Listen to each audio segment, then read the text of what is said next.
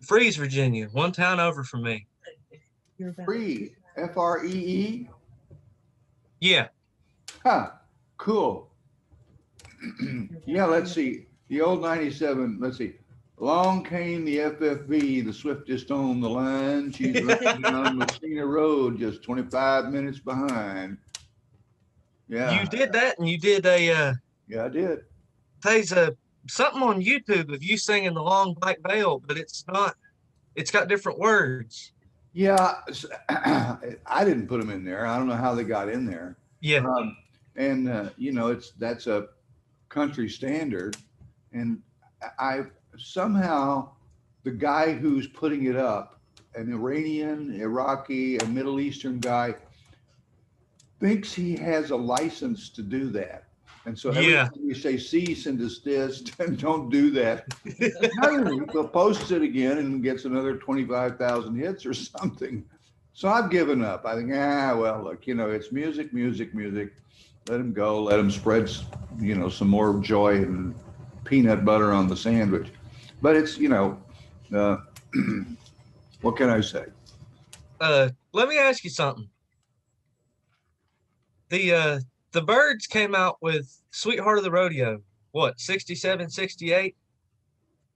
But on the first, I think it was the first Monkeys record, you had Sweet Young Thing with that Cajun fiddle and that fuzz guitar, and that's about as country rock as it gets. Well, you know, I knew it as a Cajun, and Yeah.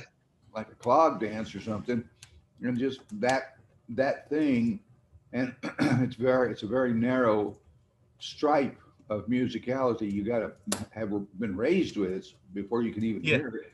And but once you start picking it out of the woodwork and out of the sound work, it reveals this remarkable dance floor, and people just have a great time with it. So that was one of the reasons I chased down that rhythm that you hear me start Sweet Young Thing with.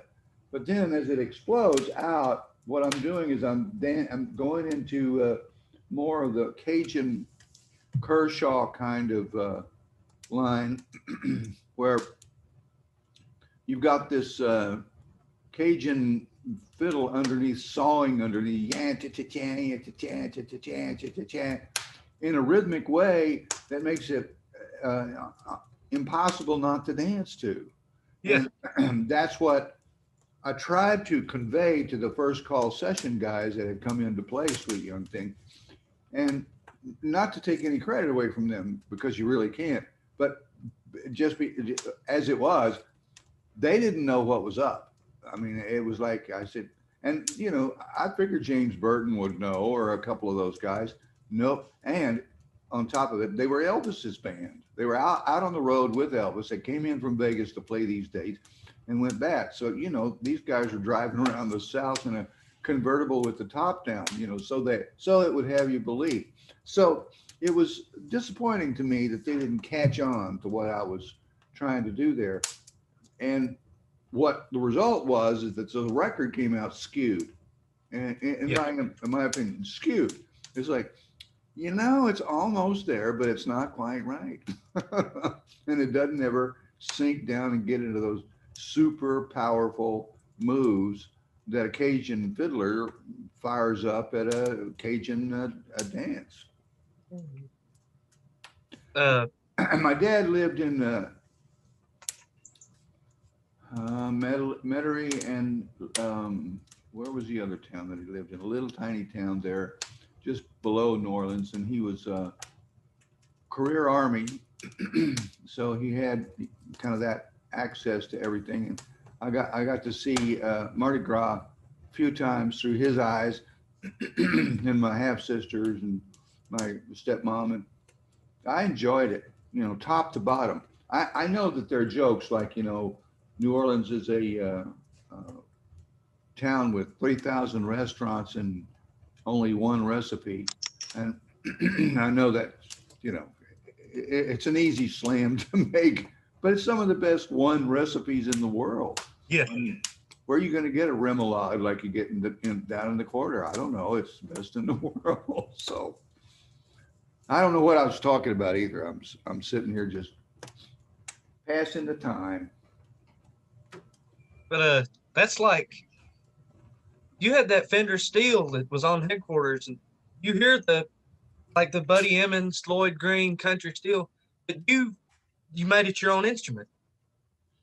Well, that's very perceptive of you, but I wonder how many other people understand that like you do.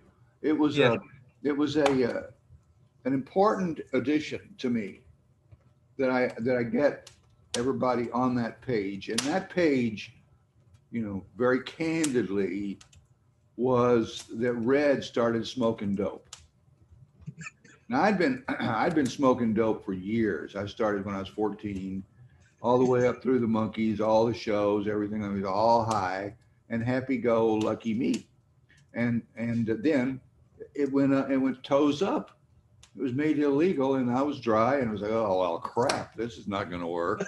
So I tried, some wine and some booze and everything, just altering the state, because what made Red so outstanding and his playing so cosmically glued together was the fact that he was high and that he was smoking a lot of dope. And, musicians have done it throughout the centuries, but he was just another one. And he played this legacy instrument that was celestial. It came from the stars. yeah, And he would roll that bar around and start doing the thing that he, thank God I captured it, or it was captured at a McCabe's uh, concert that Red and I gave together. I don't know. Let me see if I've got one I can send you. They may be sold out, but I'll look.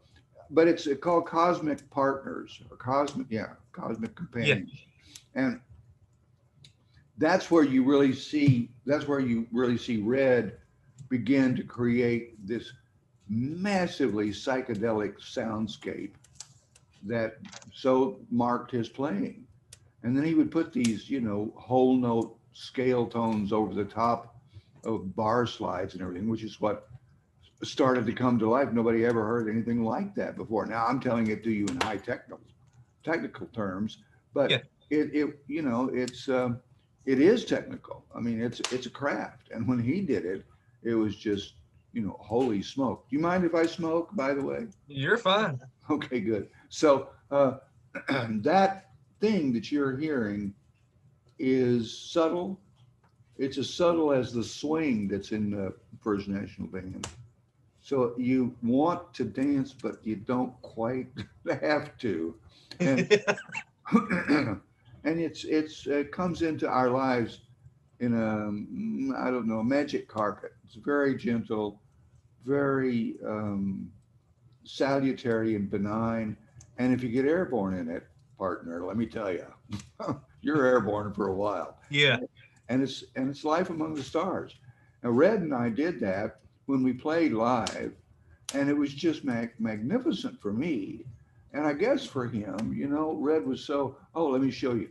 This is the album. Can we send this to him? Yeah. Oh, I'll send this to you. all right. Right? You see it? Yeah, It's a LP. If you don't have a record player, you'll have to get oh, one. I've got a record player. Okay, good. I've got Magnetic South and Nevada Fighter. And Whoa. the funny thing is, they're stamped like they were in the bargain bin, and that blew me away that those records ended up in the bargain bin. Well, that's that. There's no foul, no blame there. It keeps the record alive. Yeah, It happens in the book business all the time. They just recycle the same old crappy books again and again and again. But every time it happens, it drops a 20 into my pocket. So yeah, I'm not complaining about that. Oh, here's something else I can send you, Jacob. He ordered that. So he Oh, chose you've ordered it. that So one. you know this is coming. Okay, this is going Yeah. to go in this bag. All right. This is a great piece. now that's Pete Finney. Yeah. Yeah. I thought so. This is what we call the First National Band Redux, but it was not together very long.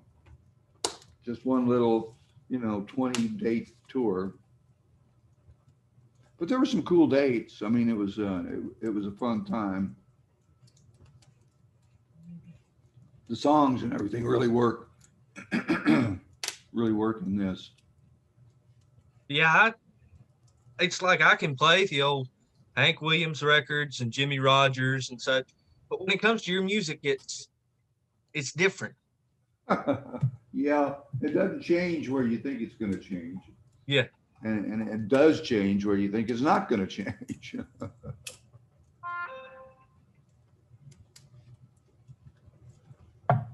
Well, I'm glad you're taking the time to see if you can learn to play it. I don't know how I can help you from a long distance, like I am, but just if you get something to play, please send it to me.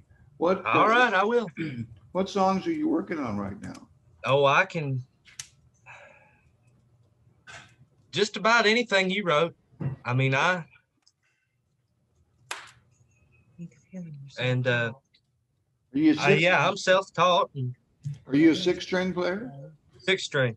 Yeah, yeah. I can play the six string guitar, the banjo, and the fiddle. Who's your favorite six-string player? Favorite six string player? Merle Travis. He Yeah. he came out with that syncopation. I mean, he played the guitar like a piano. Yeah, I hear you.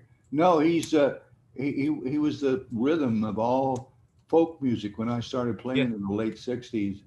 Yeah, yeah. My favorite six-string player is Mark Knopfler. Uh, Mark Knopfler.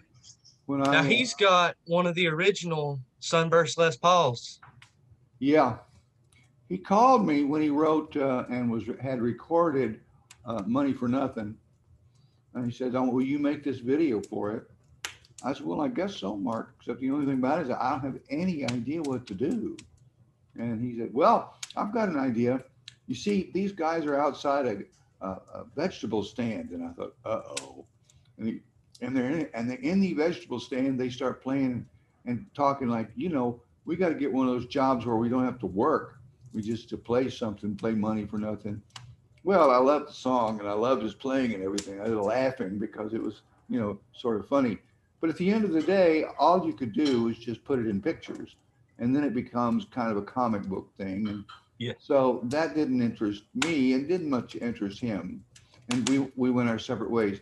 But I never took my ears away from his efforts because, especially Brothers in Arms and some of those classics, I could listen to that for miles and miles and miles.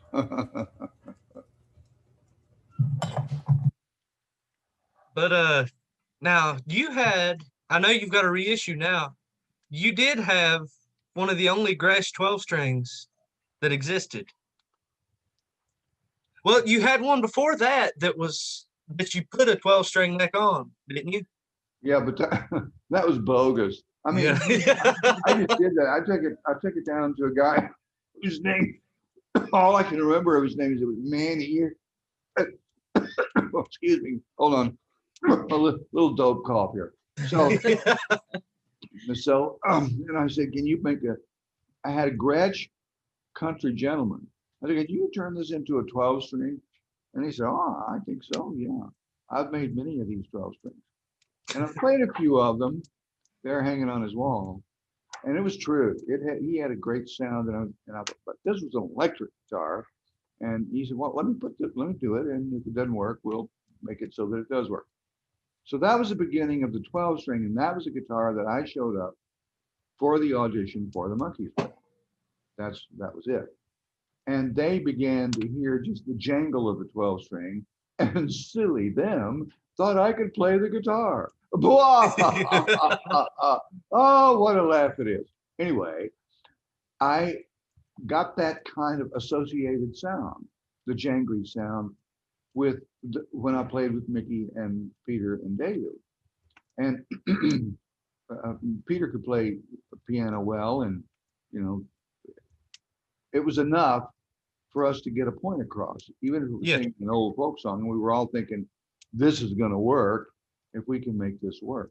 And so that's it. We started, what we were working on was becoming the band that we had been written in as characters for. We wanted to be those guys, which, you know, easier said than done. But it came out okay. And the music came out okay. And the concerts came out okay. So, Yeah. you know, no regrets. We're out of there clean. But my favorite episode of the Monkees Yeah. isn't it's the one where you guys go on tour and it's just a cameraman following you guys around. Yeah. Yeah. I can't remember the name of it. It may have Monkeys, just been Monkees on tour. Monkeys in Paris. Yeah, that one. That's it. Yeah, that was a great time. That was an exquisite time. I write about it in my book when I talk about Bob Rafelson. And that was when we were in Paris. We had such a great time. And Mickey was gently and clearly teaching me how to smoke dope. So that I didn't smoke too much and forget where I was, or even more, who I was, and would just enjoy myself. And we would find ourselves up at 4 or 5 o'clock in the morning, wandering the streets of Paris in the most romantic, wet, dark nights into a Hungarian restaurant where they serve the best goulash on the planet at that time of the morning, especially when you're hot. So no, those were great times. None of that made it onto the screen. And sadly enough, I tried to put some of it in the book, Infinite Tuesday, but none of that Now, made it onto the screen. Yeah. in the book, I think you said you and John Lennon were the last people to see Jimi Hendrix alive.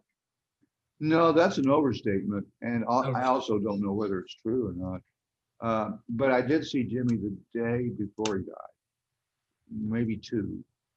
Yeah, he'd stopped by my hotel and we just exchanged some hash and some coffee and listened to some music.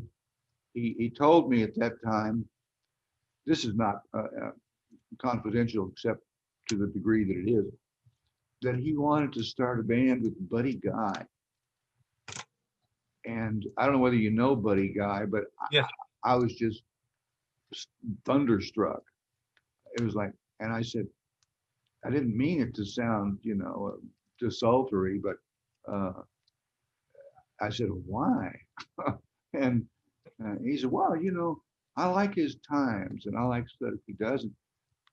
R&B is my native songs and so forth, and which I did know that about Jimmy, that, you know, he cut his playing chops on the Chitlin circuit. And he was, you know, he was an incredible jaw-dropping blues player before he ever started doing hallucinogens stuff like he did, you know, at Woodstock. And he was, and that was, of course, that was his most famous and I thought his best period. And that's when we hooked up with him in Jacksonville, Florida. We were on tour for 10 dates. And I don't know if it's instant replay or the Monkees present, but there was a lot of cut songs and they became first national band songs. Well, there was always a little bit of a tug of war between me and the Brill Building. And anytime I would submit a song, which I did dutifully since you were not supposed to submit a song without it being cleared at Screen Gym. So I was submitting them my songs. And I don't know how it came to be. No, I've topic change. Let's talk about something else. Let's But we gotta wrap up. It just jogged a whole bunch of memories that I just didn't want to go into. Jake. yeah, That's all it was. Because those are the hardest times. Very chic.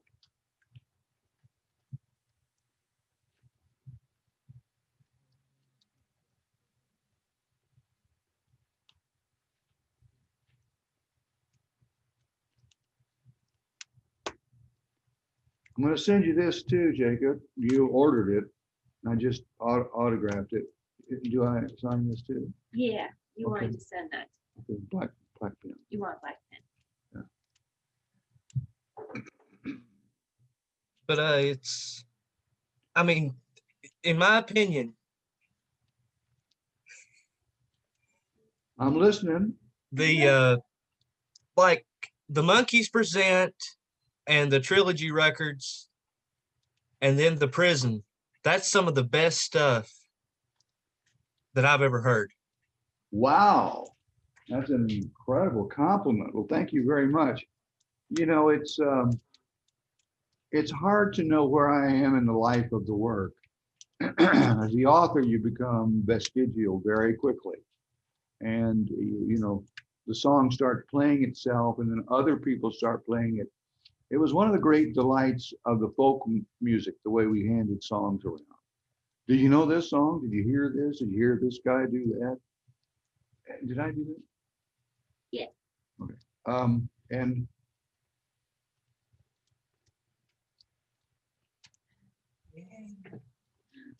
that created the uh, camaraderie of the 60s and the folk Yeah. singers and the hootenannies and all that stuff.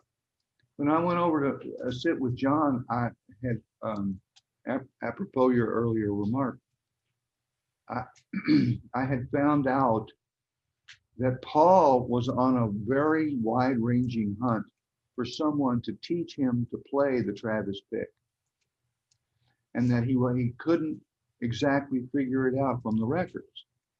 And nobody, and I can imagine this to be true because I was around those circles quite a bit, nobody in London knew how to do it.